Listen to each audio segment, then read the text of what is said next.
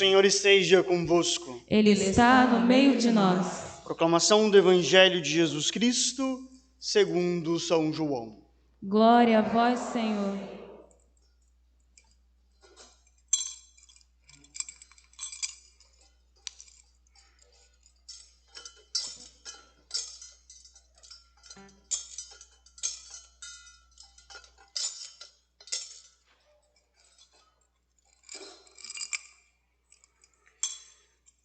Ao anoitecer daquele dia, o primeiro da semana, estando fechadas por medo dos judeus, as portas do lugar onde os discípulos se encontravam, Jesus entrou e, pondo-se no meio deles, disse: "A paz esteja convosco." Depois dessas palavras, mostrou-lhes as mãos e o lado. Então os discípulos se alegraram por verem o Senhor. Novamente, Jesus disse: "A paz esteja convosco. Como o Pai me enviou, também eu vos envio." E depois de ter dito isso, soprou sobre eles e disse: "Recebei o Espírito Santo. A quem perdoardes os pecados, eles lhes serão perdoados. A quem não os perdoardes, eles lhes serão retidos." Palavra da salvação. Glória a vós, Senhor.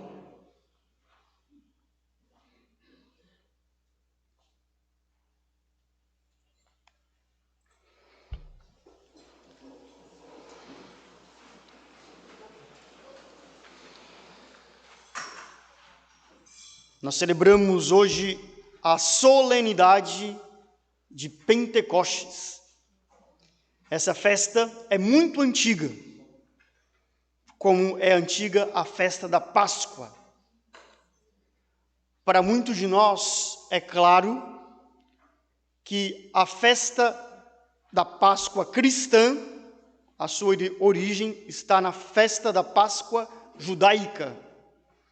O que os judeus celebram na Páscoa? A passagem da escravidão para a liberdade. Depois de 50 dias que o povo exultou, em hebraico se diz Beraká, foi uma grande alegria que eles saíram da escravidão, ficaram no deserto, Deus conduziu o povo até o Monte Sinai. Eu tive o privilégio de estar nesse Monte Sinai, no Egito. E ali no Monte Sinai, Deus deu para o povo as tábuas da lei. Deus deu para o povo os mandamentos. A origem da festa de Pentecostes está na festa da aliança. A festa de Pentecostes para os judeus era a festa em que Deus entregou os mandamentos. E para nós cristãos, depois temos a festa da Páscoa, em que celebramos a vitória de Cristo sobre a morte. Cristo está vivo, Cristo está ressuscitado. Hoje nós celebramos a missa aqui de 7º dia, de uma irmã que faleceu. E a Páscoa, que não se trata, como eu tenho sempre repetido, de 50 dias, a Páscoa dá sentido à nossa vida presente e à vida futura. E depois que Cristo ressuscitou, depois de 50 dias, Ele envia o seu Espírito Santo. É o que estamos celebrando hoje. Eu tenho uma tentação de poder ficar aqui só no plano teórico, de explicar o que é o Espírito Santo. O que é o Espírito Santo? Quais são as suas ações? Quais são as suas manifestações? Mais importante que explicar o que é o Espírito Santo é experimentar o Espírito Santo. Não estou aqui para explicar de forma teórica o que é o Espírito Santo. Eu estou aqui para, à luz dessa palavra que nós escutamos, narrar as experiências que nós temos do Espírito Santo. Eu pergunto a cada um de nós que estamos aqui: qual é a experiência do Espírito Santo que você tem? Se nós falamos pouco do Espírito Santo na igreja, graças à renovação carismática, se fala muito do Espírito Santo. E tem muitos cantos, muitos louvores. Tem um grande teólogo que analisa um pouco o fenômeno da renovação carismática, de que alguns recebem o Espírito Santo e repousam e caem. E diz esse grande teólogo: que bom que a pessoa repousa no Espírito Santo e cai. Só que quando levanta, tem que ter uma nova vida. Não se trata de um teatro. Não se trata aqui de fazer um teatro de Pentecostes e falar línguas. A língua que nós falamos, que nós entendemos, que nós compreendemos e que experimentamos, porque Pentecostes se trata de uma experiência. Qual é a língua que nós falamos? A língua do amor. Porque se nós não amamos, nós não obedecemos nenhum dos mandamentos. A nova lei não são 10 leis que Deus dá para nós, que depois nós multiplicamos essas leis em moralismos, em exigências, em cobranças. Só tem uma lei, na verdade 2, que Cristo resumiu: amar a Deus sobre todas as coisas e ao próximo como a si mesmo. Isso se resume em todas as leis. Para entender o que é o Espírito Santo, nós temos essa narração dos Atos dos Apóstolos, que os discípulos estavam reunidos, diversos, e de repente falam a mesma língua. Essa primeira leitura dos Atos dos Apóstolos, ela está paralela com o relato da Torre de Babel. A liturgia prevê, nas vésperas de Pentecostes, celebrar uma vigília. Nós temos 4 leituras na vigília de Pentecostes. E para entender o que é Pentecostes, é fundamental ter em mente o relato da Torre de Babel. Nós poderíamos ler aqui o relato, mas é muito familiar para cada um de nós, o relato da Torre de Babel. Homens que se entendiam e a partir do momento não se entendem. Importante essa palavra, entendimento. A leitura da narração da Torre de Babel diz que os homens não se entendiam uns aos outros. Quando nós não temos o Espírito Santo, nós não nos entendemos. E como diariamente nós escutamos essa palavra, o esposo diz para a esposa: eu não te entendo. Quantas famílias hoje é uma Torre de Babel, que ninguém se entende? Quantos matrimônios é uma Torre de Babel, que ninguém se entende? Infelizmente, dentro da igreja, dentro das pastorais, dentro dos grupos, dentro dos movimentos, às vezes acontece uma Torre de Babel, uma confusão, ninguém se entende, porque aparece o egoísmo.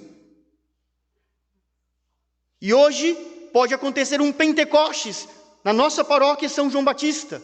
Nós que estamos aqui nessa Santa Missa, os irmãos que estão acompanhando pela internet, hoje pode vir aqui o Espírito Santo, como desceu no cenáculo, há mais de 2000 anos atrás. Esse Espírito Santo se faz novo, é uma novidade, não é um acontecimento passado, é um acontecimento presente. Hoje, o Espírito Santo pode vir sobre nós, para que nós possamos nos entender. E se um padre entende um jovem, é um Pentecostes. Se a paróquia entende o padre, é um Pentecostes.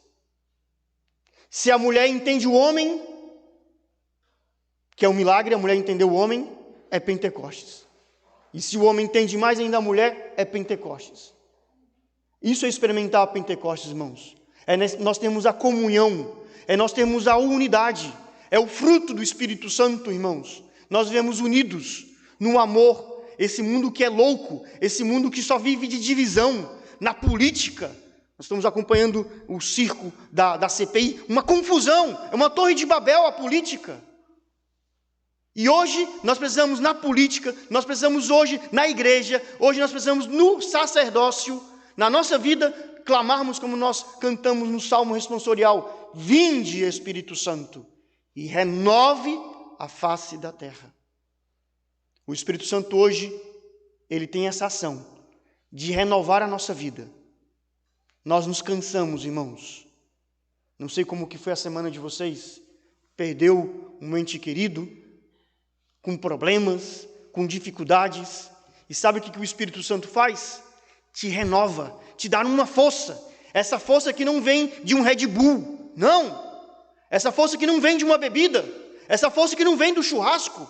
Essa força que não vem do esporte. A força que vem do alto, do Espírito Santo. E é importante para nós entendermos o que é o Espírito Santo, as ações do Espírito Santo, esse canto que nós cantamos antes do Evangelho. Chama-se Sequência de Pentecostes. É um poema. Foi introduzido na igreja no século XVI. Eu sou apaixonado por esse canto. Se nós depois, convido vocês a em casa a lerem, procurar na internet Sequência de Pentecostes, a rezar com esse poema. E diz esse poema: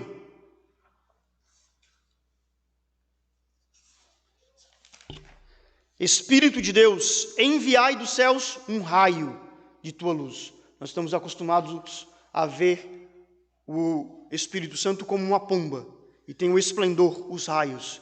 Imagina se nós recebemos um raio, só um raio do Espírito Santo, como a nossa vida muda.